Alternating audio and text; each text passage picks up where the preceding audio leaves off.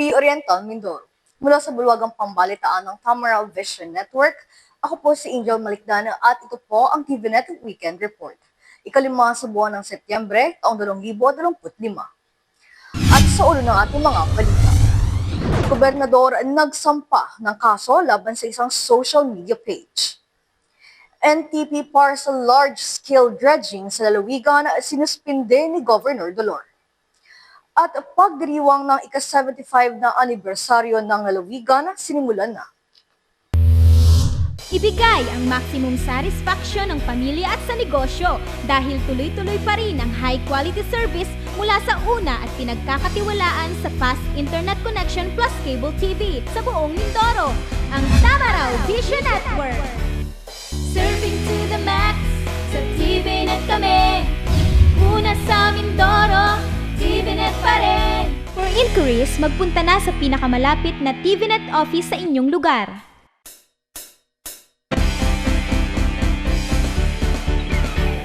Sa detalye natin mga balita, mahigit sa 1,000 katao ang dumalo sa kauna-unahang consultative meeting na isinagawa ng Persons with Disability Affairs Office na kung saan ay tinalakay ang mga mahalagang paksa tulad ng accessibility law at mga batas na nagpapalawak ng mga posisyon at benepisyo para sa mga PWDs. Ika-28 ng Agosto ay nagsagawa ng kauna-unahang consultative meeting ang Persons with Disability Affairs Office o PDAO bilang bahagi ng pagdiriwang ng National Disability Rights Week na dinaluhan ng mahigit na 100 katao sa pangunguna ni Benjamin M. Agua Jr., Chief Administrative Officer 4 ng PDAO. Tinalakay sa pagpupulong nito ang mga mahahalagang paksa tulad ng accessibility law, mga batas na nagpapalawak ng posisyon at benepisyo para sa mga persons with disabilities o PWDs, issuance of medical certificate at ID system.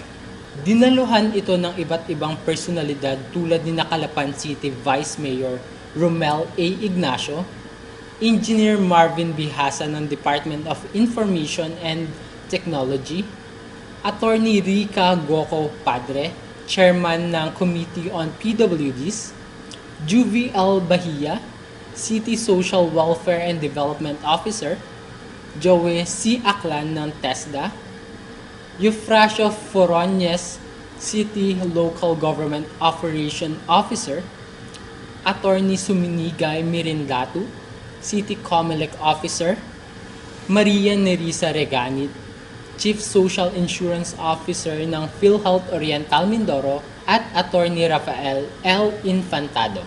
Dinaluhan rin ito ng PNP Calapan Station at Regional Anti-Cyber Crime Unit. Sa pamamagitan ng pagpapatibay ng mga pulisiya at sistema, layunin ng Calapan City na itaguyod ang mga benepisyo, karapatan at suporta para sa mga PWDs. Ang pagpupulong na ito ay nagpapakita ng dedikasyon ng lungsod sa paglikha ng isang inklusibong lipunan kung saan ang mga PWDs ay may pantay na respeto at pagkakataon. Samantala, patuloy na paglago at kalinangan sa sektor ng siyansa at teknolohiya para sa kaunlaran. Ito ang tema ng Department of Science and Technology Mimaropa Office para sa Pilot MSME's Innovation Interactive Program na ginanap sa Ventures Hotel and Resort at Tawiran, Calapan City. Ginanap ang Pilot Developing Micro, Small and Medium Enterprises Innovation Champions Interactive Session Program ng Department of Science and Technology Mimaropa Regional Office sa Ventures Hotel and Resort, Tawiran, Calapan City. Ika-3 ng Setyembre 2025. Tinalakay dito ang paghubog ng inobatibong kaisipan at produktibong mentalidad ng mga negosyante upang maipagpatuloy ang kalinangan ng kanilang mga ideya na makakatulong sa paglago ng kanilang mga ari-arian na ngayong meron sila. Pinangunahan ni na Provincial Director Jesse M. Pine, Engineer Saldi M. Gawad, at mga opisyales ng DOST Regional Office para sa maayos na pagdaloy ng programa na dinaluhan ng 12 kumpanya, 8 mula sa Oriental Mindoro at 4 mula naman sa Occidental. na inimbitahan ng DOST Regional Office na naglalayong maitampok at alamin ang naging mga natatanging mga kaganapan sa bawat kumpanya na benepisaryo ng DOST Loan Program. Isa din sa nakasama sa programa ang Tamaraw Vision Network Incorporated President Romeo G. Medina at Technical Consultant Jimmy To. Buhat sa kasama ang kumpanya bilang beneficiary ng DOST Loan Program kung saan naging bunga ang pag-expand sa larangan ng fiber optics, internet capability, and connection. Takay naman ni DOST Senior Research Specialist Danica E. Balatan ang mga naging hakbang ng departamento at ang matatamasan nilang target na resulta at ang susunod nilang mga hakbang. Ang kaganapan na ito ay ginanap ng 2 araw, ika-3 hanggang ika-4 ng Setyembre. Umaasa ang DOST na mula sa inisyatiba ng departamento ay mas lalong yumabong at patuloy na lumago ang mga kumpanya para sa ikabubuti ng 2 probinsya. Sana marami silang matutunan, syempre, para sa kanila din ito and sa kanilang mga negosyo as mga small medium enterprises nga. And malaki ang may tulong nila sa economy, sa ekonomiya, lalo na kapag bilang entrepreneurs, sa kanila din talaga nag-uumpisa yung pag-angat ng ekonomiya. So, also, lagi ding i-take into account yung innovation kasi yun nga, sabi din kanina, innovation is everywhere, it's free, it's a mindset. So, kailangan yun, ma-instill natin sa mindset ng mga MSMEs natin, yung innovation talaga. Sa bisa ng mahigpit na ugnayan at pakikipagtulungan, matagumpay na naisagawa ng BJMP Calapan City District Jail at Philippine Drug Enforcement Agency o PDEA ang isang joint Greyhound operation sa loob ng nasabing piitan. Layunin ng operasyon na tiyakin ang kaligtasan at kaayusan sa loob ng piitan at masawata ang anumang uri ng kontrabando na maaaring makapinsala sa kapwa PDL, kawani ng BJMP at mga bisita. Sa bisa ng mahigpit na ugnayan at pakikipagtulungan, matagumpay na naisagawa ng BJMP Calapan City District Jail at Philippine Drug Enforcement Agency o PDEA ang isang joint Greyhound operation sa loob na nasabing piitan. Layunin ng operasyon na tiyakin ang kaligtasan at kaayusan sa loob ng piitan at masawatang anumang uri ng kontrabando na maaaring makapinsala sa kapwa PDL o persons deprived of liberty, kawani ng BJMP at bisita. Sa masusing pagsuyod sa mga selda, matagumpay na nakapagsagawa ng inspeksyon ang pinagsanib na puwersa ng BJMP at PDEA. Ipinakita ng operasyon ang matibay na dedikasyon ng dalawang ahensya sa pagpapanatili ng drug-free at ligtas sa kapaligiran sa pasilidad. Ayon kay Jail Senior Inspector Rodante Cayabyab, District Jail Warden, responsibilidad nilang tiyakin ang pasilidad ay nananatiling ligtas, maayos at walang droga. Sa pamamagitan din ng nasabing operasyon, ipinapakita ng mga tauhan ng BJMP katuwang ang PDEA ang kanilang dedikasyon sa integridad ng kanilang pagbibigay serbisyo. Ganun din ang tiyakin sa publiko at sa pamilya ng mga PDL na ang kanilang kaligtasan at kapakanan ay kanilang pangunahing layunin. Higit pa dito, naging simbolo rin ito ng pagkakaisa at sama-samang pagkilos upang tiyakin ang mga pasilidad ng piitan ay nananatiling ligtas at malayo sa banta ng ilegal na droga at iba pang uri ng kontrabando. Ang nasabing aktibidad ay naging matagumpay sa pamamagitan ng gabay ni District Jail Warden Jail Senior Inspector Rodante Cayabyab at Regional Director Jail Senior Superintendent Clarence Mayangao. Ipinagdiwang ng City College of Calapan ang buwan ng wika sa pamamagitan ng iba't ibang aktibidad at kompetisyon na nagbibigay diin sa kahalagahan ng wikang Filipino at katutubong kultura. Matagumpay na idinaos ng City College of Calapan ang pagdiriwang ng buwan ng wika na may temang paglinang sa Filipino at katutubong wika, makasaysayan sa pagkakaisa ng bansa. Nagsimula ang pagdiriwang noong ika-4 ng Agosto sa pamamagitan ng isang formal na pagbubukas na sinimulan sa pagtataas ng watawat ng Pilipinas. Kasunod nito ay nagkaroon ng iba't ibang kompetisyon na naglalayong itaguyod ang pagpapahalaga sa wikang Filipino. Kabilang na dito ang poster making, TikTok Wika Challenge, isang bagong kompetisyon na naglalayong magbahagi ng kasaysayan at impormasyon tungkol sa wikang pambansa sa pamamagitan ng TikTok. Nagkaroon din ng paligsahan sa pagsulat ng sanaysay at pagsasalin ng awit kung saan ang mga awiting Ingles ay isinalin sa wikang Filipino. Noong ika-29 ng Agosto ay ginanap naman ang culminating activity kung saan nagkaroon ng buwan ng wika booth ang bawat student organization. Ang bawat booth ay nagtatampok ng iba't ibang probinsya sa Pilipinas na nagpapakita ng kanilang kasaysayan, kultura, dialekto at mga pagkain. Bukod pa rito, nagkaroon din ng paligsahan sa folk dance, kundiman singing contest at amazing race kung saan nagpaunahang tapusin ang bawat grupo ng mga student organization ang iba't ibang larong Filipino, kabilang na dito ang tumbang preso, sipa, sack race at kadang-kadang sabao. Isa pa rin sa mga naging highlight ng pagdiriwang ay ang kasuotang Filipino runway kung saan pumili ng ilang mag-aaral na may pinakamaganda at naaayon na kasuotang Filipino. Nagbahagi naman ng kanyang mensahe si Nico Ordanza, Cultural Coordinator ng City College of Calapan para sa mga Filipino. Ang nais ko lamang sabihin ay para po sa lahat ng kapwa ko Filipino, bagamat ang buwan ng wika ay tuwing buwan lamang ng Agosto, ang aking pong paalala ay hindi lamang tuwing buwan ng Agosto natin mahalin or maalala yung ating wikang Filipino, kundi sa pang-araw-araw na pamumuhay natin ay mapahalagahan po natin at maipakita natin yung pagmamahal natin sa sariling wika natin. Naging isang makulay at makabuluhan ang pagdiriwang ng buwan ng wika sa City College of Calapan na nagbigay diin sa kahalagahan ng wikang Filipino at katutubong kultura. Mababalik po ang TVNet News Time makalipas ang ilang paalala. Bakit ka kasi kumabit?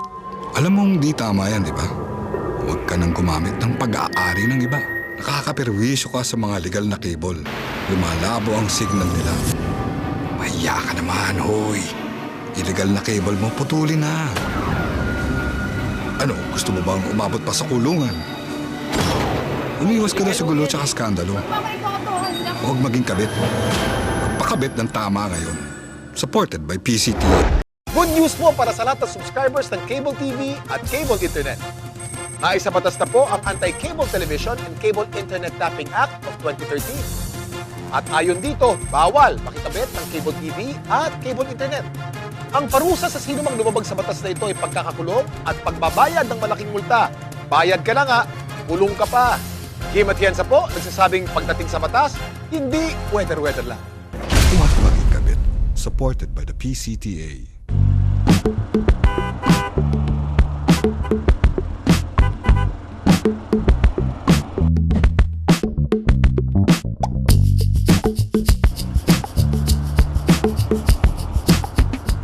Ibigay ang maximum satisfaction ng pamilya at sa negosyo dahil tuloy-tuloy pa rin ang high-quality service mula sa una at pinagkakatiwalaan sa fast internet connection plus cable TV sa buong Mindoro, ang Tamaraw Vision Network.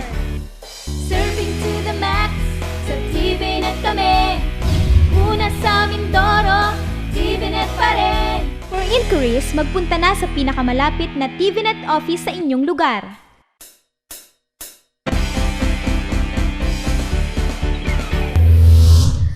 Sa pagpapatuloy ng ating mga balita, formal nang nagsampa ng kasong violation of RA 10175 o Cybercrime Prevention Act of 2012 sa Provincial Prosecutor's Office sa Calapan City, Sidolor, laban sa 4 na individual na nasa likod ng Facebook page na Follow the Trend Movement o FTTM. Ang ibang detalye, alamin sa ulat na ito.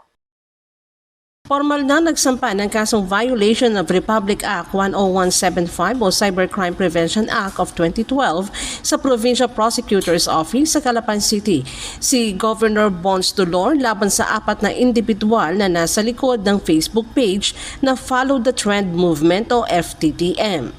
Ang FTTM ay kilala bilang Facebook meme at satire page na may malaking bilang ng followers sa bansa.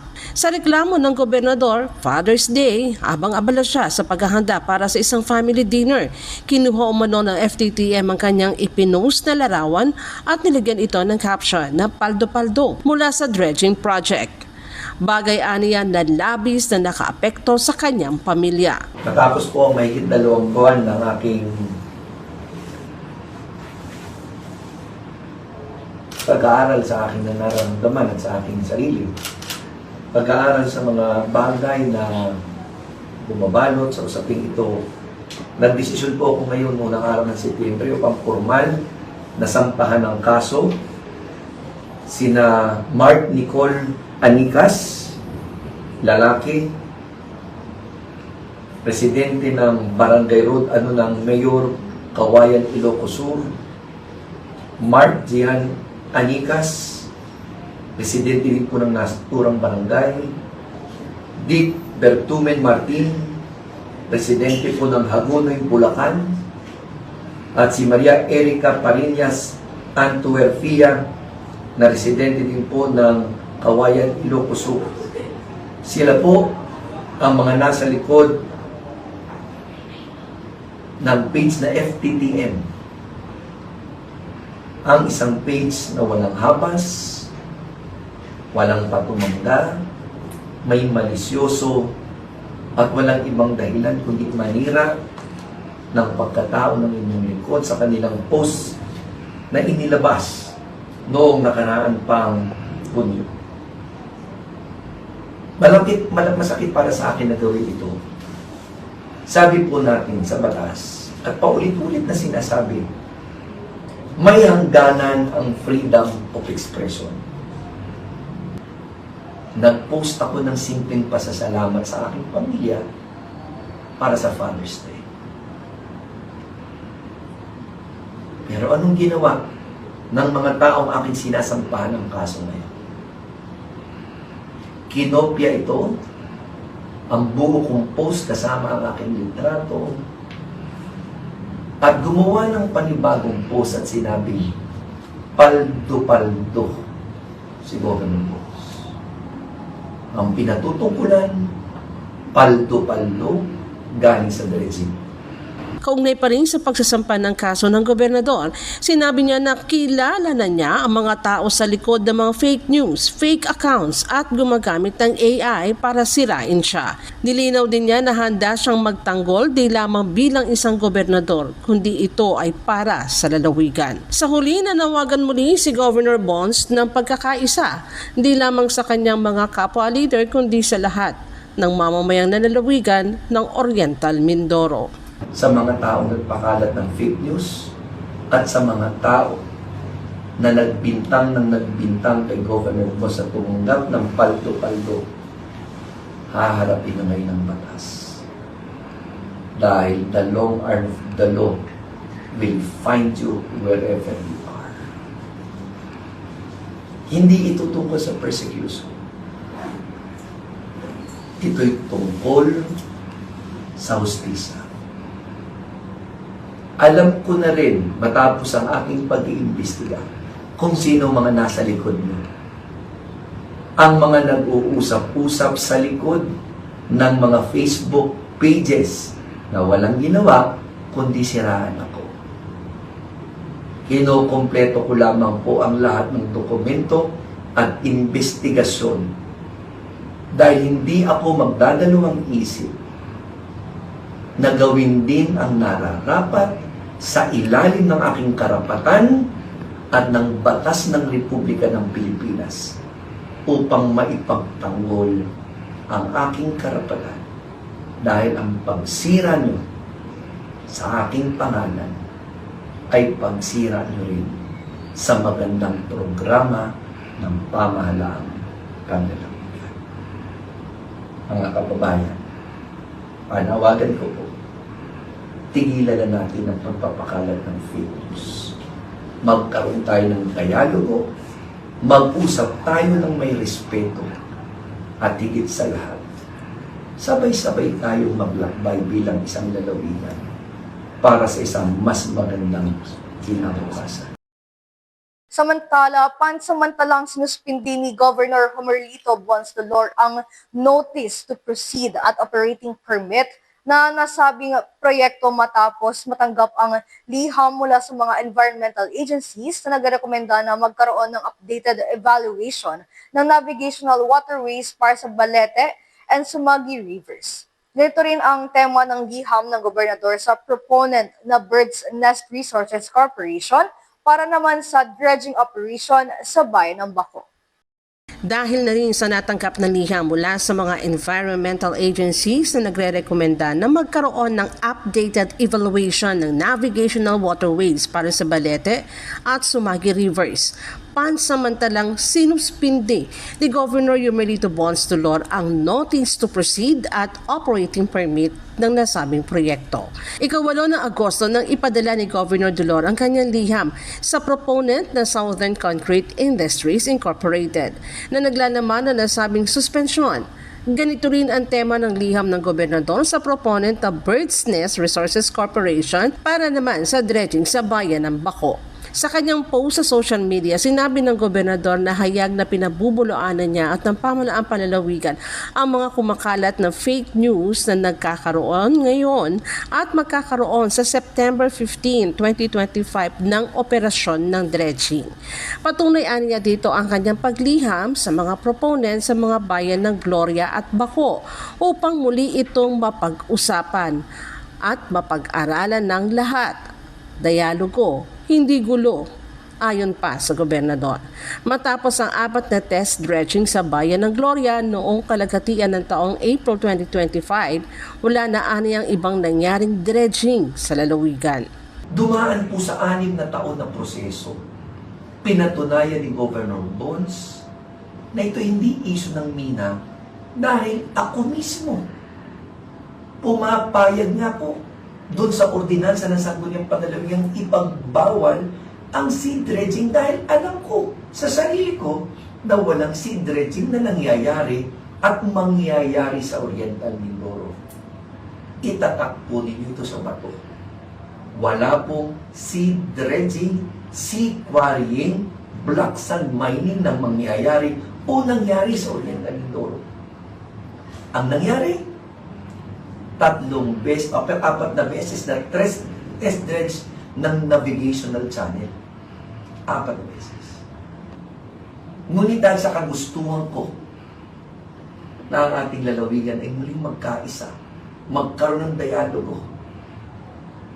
Ang inyo pong lingkod, tahasang sinasabi ko sa inyo, wala pong dredging sa Oriental Mindoro ngayon. Dahil sa kasalukuyan, matagal na hong nasuspindi ang pinagkakaguluhang notice to proceed. Habang ang bawat isa'y kagulong-kagulo, naghahanda sa kung ano-ano,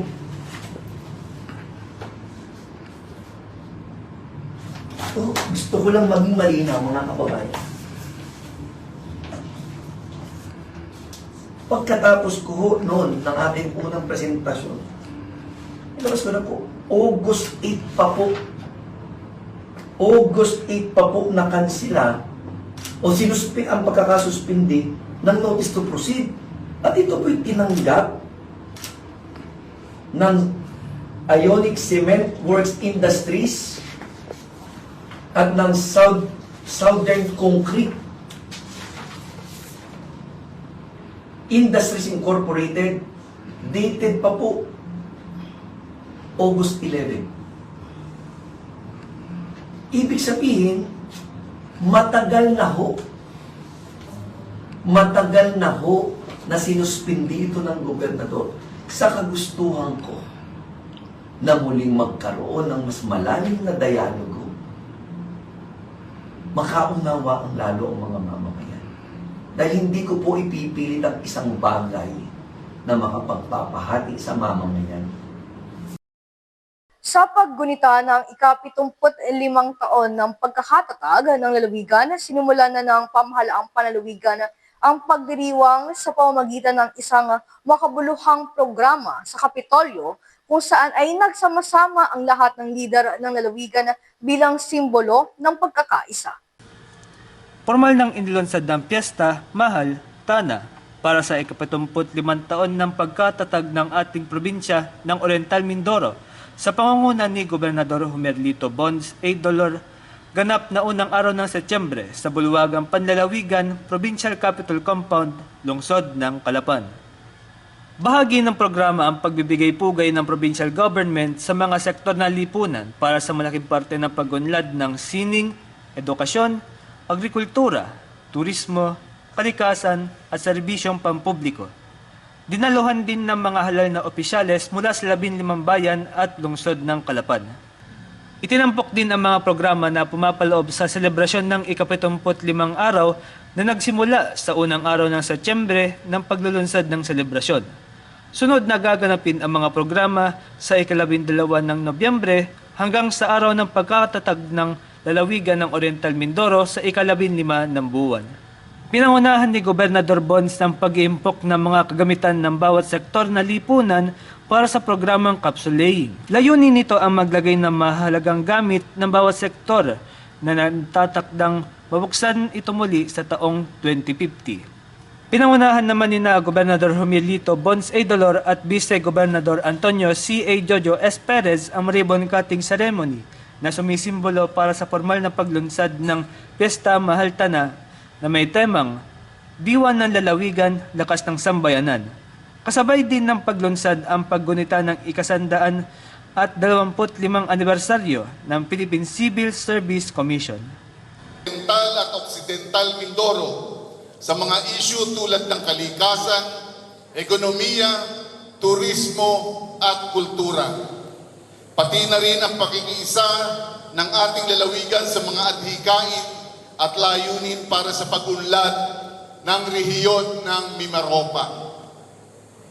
Bigyang pagpapahalaga natin ang pagtutulungan at higit pa ang pagkakaisa sa kabila ng pagkakaiba. Nagkakaroon man ng pagkakaiba-iba sa paninindigan o paniniwala,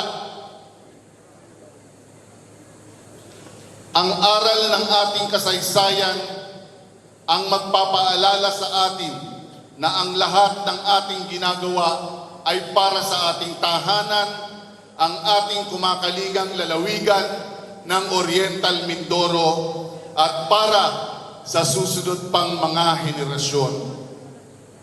Tunay na ang mga aral ng nakalipas na panahon ay inspirasyon at gabay natin para sa kinabukasan. Higit pa sa pagdiriwang, ang Piyesta Mahaltana ay isang pambihirang pagkakataon upang maipadama ang ating pagkakapit-bisig at pagmamalasakit sa ating mahal na lalawigan. Panahon na muling pagpapadama ng ibayong pagmamahal. Inamahal na mga kababayan, sa araw na ito'y sinisimula natin ang 70 araw na pagdiriwang hanggang tumuntong tayo sa tugatong ng ika-75 taong pagdiriwang ng Oriental Mindoro. At napakasimboliko ng pagdiriwang, 75 years. At ang 75 years ay sinisimbolo ng isang napakahalagang bato. Ano po ito? Diamond. Ang selebrasyon ng 75 years ay tinaguriang Diamond Jubilee. Mga kababayan, tulad ng mamahaling hiyas na diamante, ang Oriental Mindoro ay mananatiling matatag, makinang, at mamahalin. Dahil ang Oriental Mindoro ay hindi lamang si Governor Bonds Dulong. Ang Oriental Mindoro ay hindi lamang ang mga lider ng bayan. Ang Oriental Mindoro ay hindi kayo lamang. Ang Oriental Mindoro ay nananatiling diwa ng lalawigan. Ang Oriental Mindoro ay nananatiling pagpapahalaga ng bawat isa sa ating naisin, lalo kung paangatin ang lalawigan nito. Ang aking panawagan sa bawat isa, simula sa araw na ito, isang tabi natin ang ating pagkakawatak-watak at sama-sama nating lakbayin ang 75 araw tungo sa selebrasyon ng isang matatag, makinang at mamahaling lalawigan ng Oriental Mindoro. Bilang gobernador ng lalawigan, formal ko na pong binubuksan ang ating 70 araw ng pagdiriwang. Inaasahan ko na ang bawat isa sa atin at ang bawat isang Mindoreño ay magiging katuwang natin sa mga susunod na araw, linggo at buwan. Hanggang sa ating muling pagkikita-kita sa ika-100 taon. Iba pang mga balita sa amin pong pagbabalik.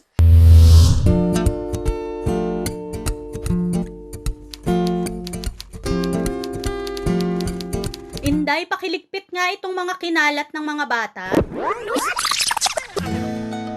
Noon, gusto ko makapag-aral. Pero walang oras dahil full-time ang trabaho ko. Pero ngayon, dahil sa online classes ng Solar Learning at DepEd Alternative Learning System, natupad na ang pangarap kong makapag-aral. Good day, ka-learners! Welcome to another episode.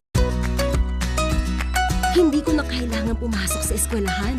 Nakakapag-aral ako sa oras na gusto ko. Anytime!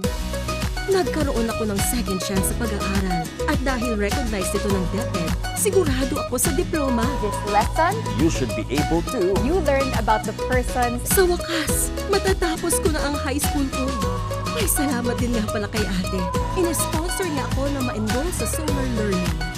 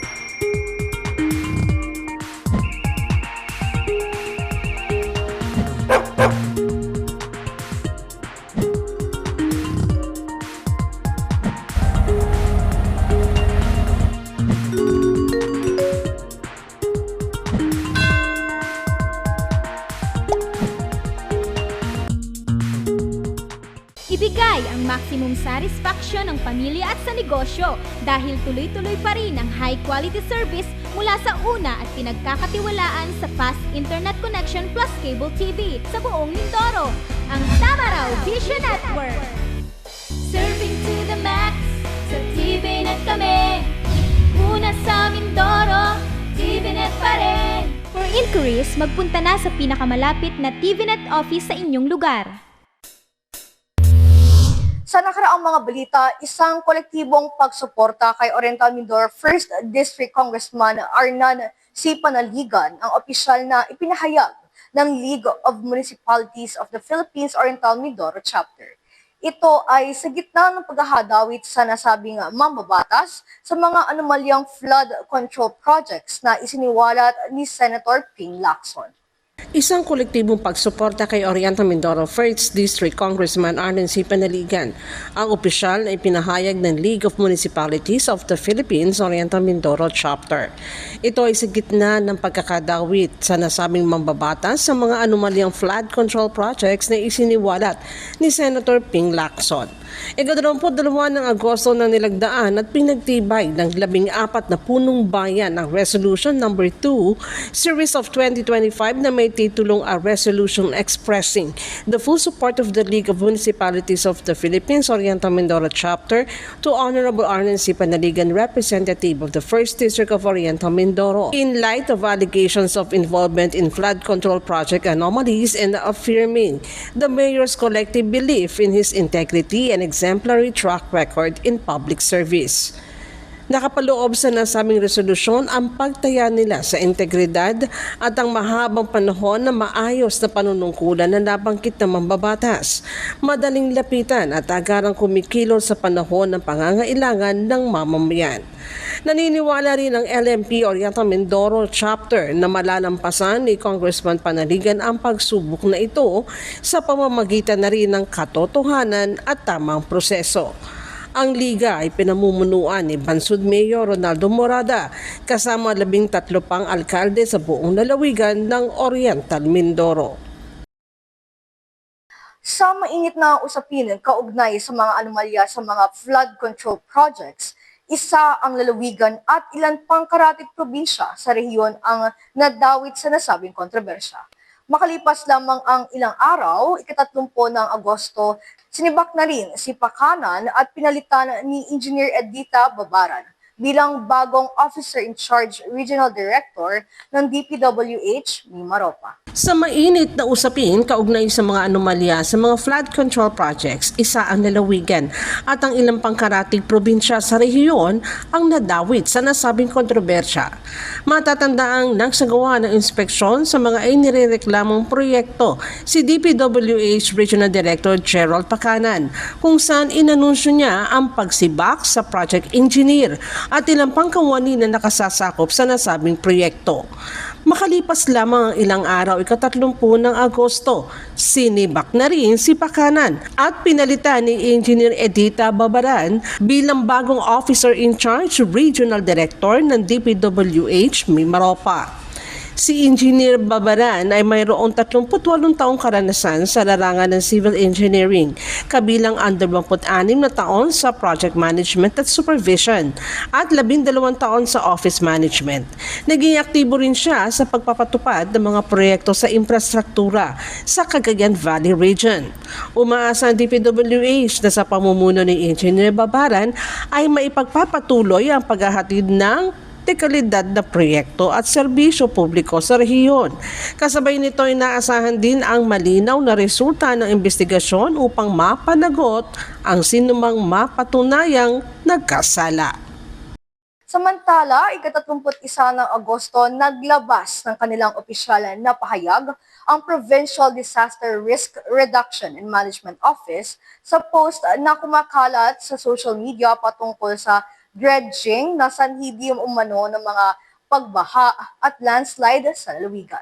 31 ng Agosto, naglabas ng kanilang opisyal na pahayag ang Provincial Disaster Risk Reduction and Management Office sa post na kumakalat sa social media patungkol sa dredging na sanhi umano ng mga pagbaha at landslide sa lalawigan. Una, wala nilang insidente ng landslide na naganap sa mga proposed areas ng River Restoration Project dito sa lalawigan, gaya ng Balete Gloria at Alag Bako. Ang lahat ng mga insidente sa lalawigan ay nakapaloob sa mga tinatawag na incident reports na nagmumula sa mga City o Municipal Disaster Risk Reduction and Management Office at tinatanggap ng PDRRMO para sa kaukulang mga hakbangin. Ayon pa rin sa pahayag, ang huling insidente ng pagbaha at mga minor landslides, rockslides at soil ground erosions ay dahil sa malakas na pag-ulan na dulot ng habagat na pinalakas ng mga bagyong Dante at Emong noong buwan ng Hulyo 2025. At ito ay naganap sa Puerto Galera na may 8 insidente, San Teodoro 3 insidente, Socorro 1 insidente at sa Bungabong na may 1 ring insidente. Nanawagan ng PDRRMO sa netizens na maging mapanuri sa mga post sa social media at maging aktibong katuwang nila o ng pamahalaan sa pagpapalaganap ng tamang impormasyon. Samantala, bilang tugon sa programang Maayos na Bayan, Sigurado, inilunsad ang operasyon na Linis Lungsod na kung saan ang bawat barangay ay sabay-sabay na naglilinis tuwing huling Sabado ng buwan. Layunin din ito na mapanatili hindi lamang ang kalinisan, kundi pati na rin ang disiplina ng mga Kalapeño.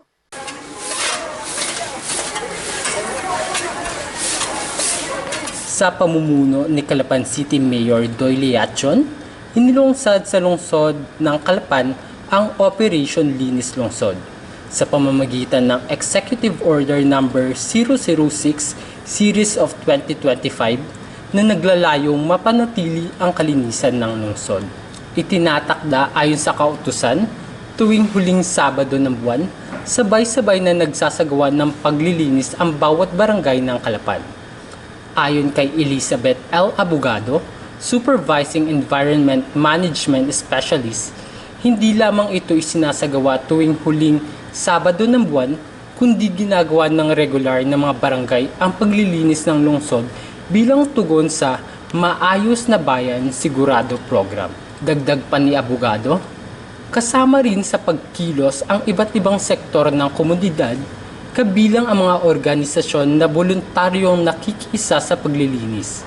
Ang pangunahing layunin ng programa ay hindi lamang kalinisan, kundi pati na rin ang paghubog ng disiplina ng mga Calapeño. So ito pong executive order pong ito is nag-iimbita at atin pong pinagsasama-sama ang pagkilos ng lahat ng sektor. Lahat po ng miyembro po ng mga different organizations na pwedeng mag-volunteer sa mga gawain ito, lahat ng business establishments, from the academic sector, even yung pong mga government institutions na nagbo-volunteer din po o tumutulong sa simultaneous citywide cleanup na ginaganap na ito. At ang impact po nito ay hindi lamang po talaga para mapanatiling malinis, although yun po ang ating prime objective, mapanatiling malinis, maayos ang lungsod ng Calapan, pero ito po ay sumasalamin po sa disiplina ng mga Calapeños na tayo po is may kakayanan na mapanatiling malinis dahil po ang ating pong lungsod ng Calapan ay atin pong ipinagmamalaki as a city of discipline and good character. So, ang pagpapanatili po ng maayos at malinis na kapaligiran ay sumasalamin sa pagkatao ng bawat Calapeños. Inilunsad rin sa pangunguna ng punong lungsod ang Post-Eco-Friendly Barangay Competition na magsisimula ngayong Nobyembre sa Calapan City. Magkakaroon ng evaluation sa performance ng bawat barangay upang matukoy ang may pinakamalinis na kapaligiran. Magkakaroon po ng evaluation sa lahat or pagtatasa ng performance ng lahat ng barangays.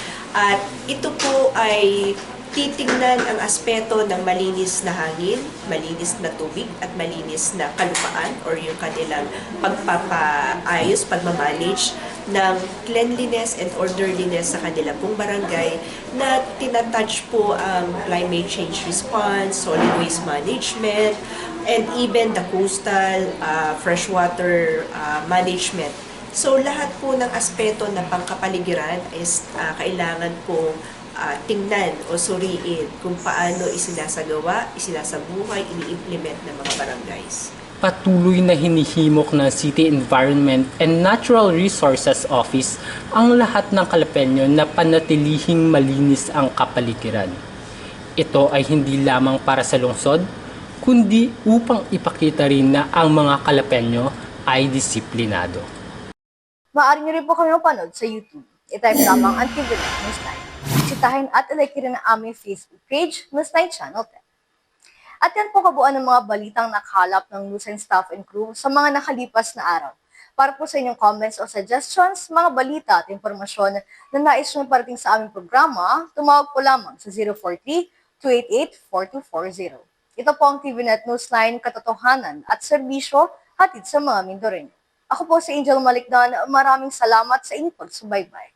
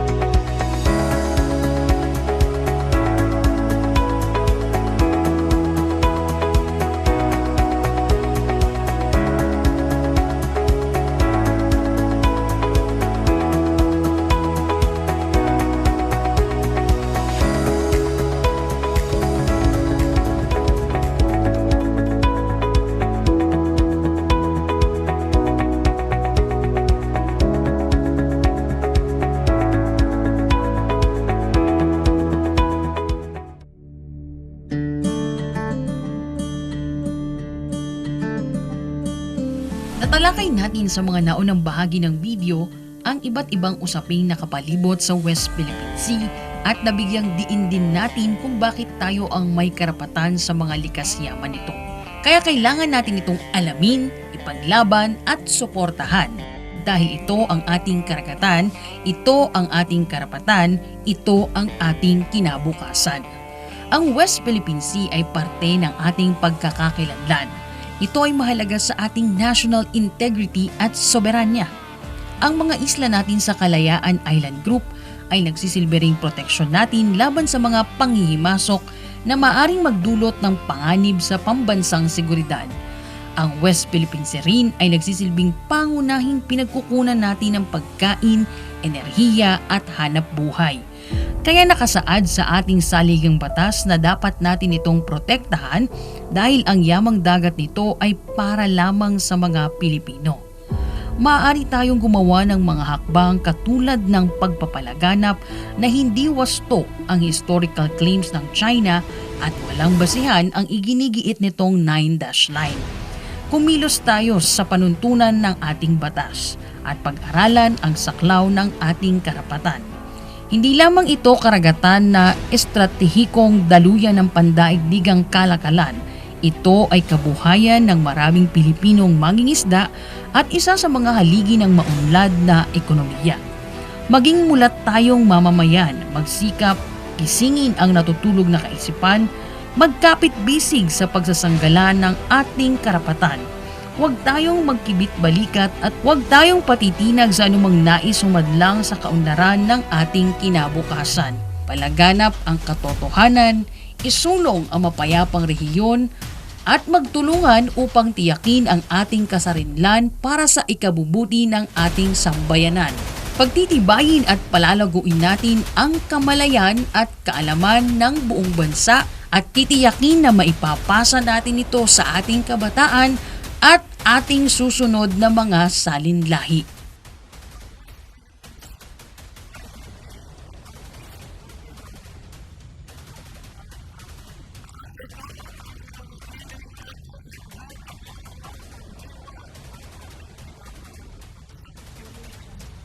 Ating karagatan, ating karapatan, ating kinabukasan.